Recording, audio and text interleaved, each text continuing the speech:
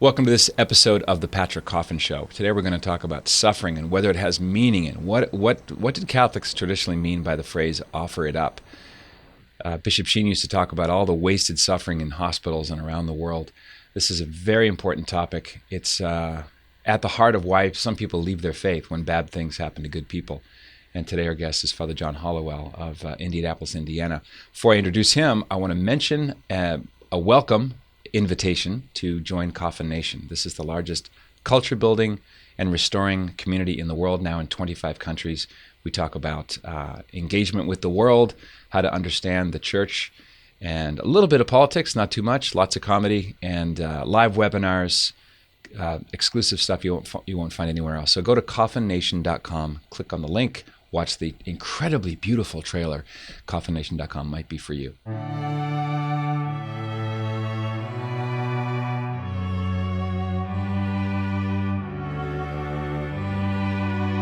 Okay, our topic and our guest. Father John Hollowell was recently diagnosed with a brain tumor and decided, and said so publicly, to offer up his pain and worry and anxiety, all the things associated with a diagnosis like that, for sexual abuse victims. He joins us now from his mighty perch in St. Paul's Church in Greencastle, where he's also the pastor of Annunciation in Brazil, Indiana. Hey, Father John. Hey, thanks for having me.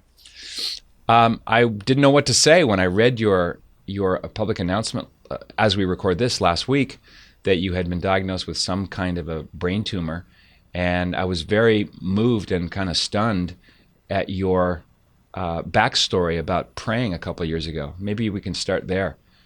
The Summer of Shame. Sure. When I heard the weekend that the McCarrick report came out, I preached about it, and very emotional, and I guess a little bit of anger mixed in there. Mm-hmm. And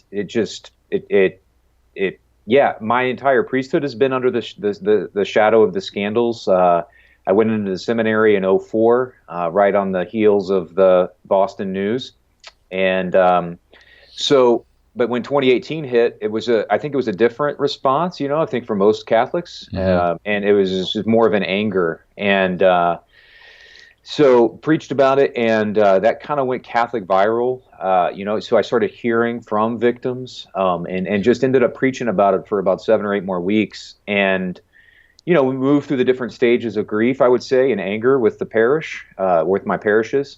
Yeah. And, and then early on, I would say, a couple weeks into this preaching series, whatever, I just, one day after a daily mass, I just sat in the confessional and no one came in, and I just cried for a half hour, and just thinking about the victims and the pain and the suicides and the people leaving the church and all of it. And somewhere around at that point, I remember in the rectory just making a prayer, Lord, if I can suffer in some way or take on some kind of suffering for the victims, for the suicides, for the people that have left the church because of this, I would be happy and honored to do that.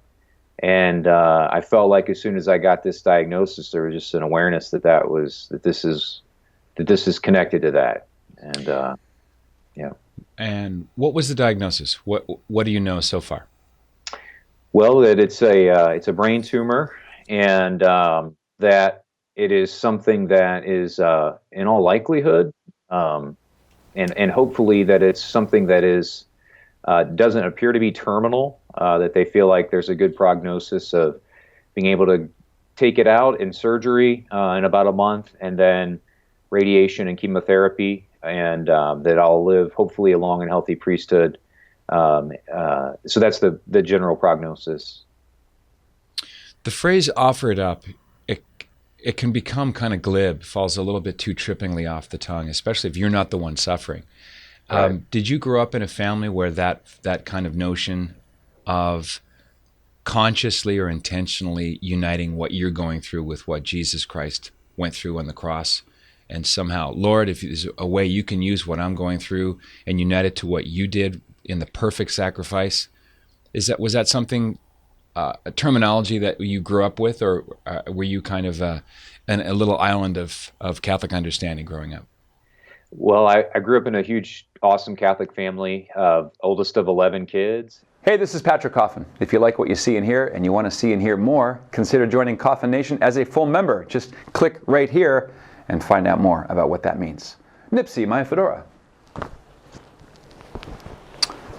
That's Coffin Nation, the world's largest online community of culture builders. Click right here. See you on the inside.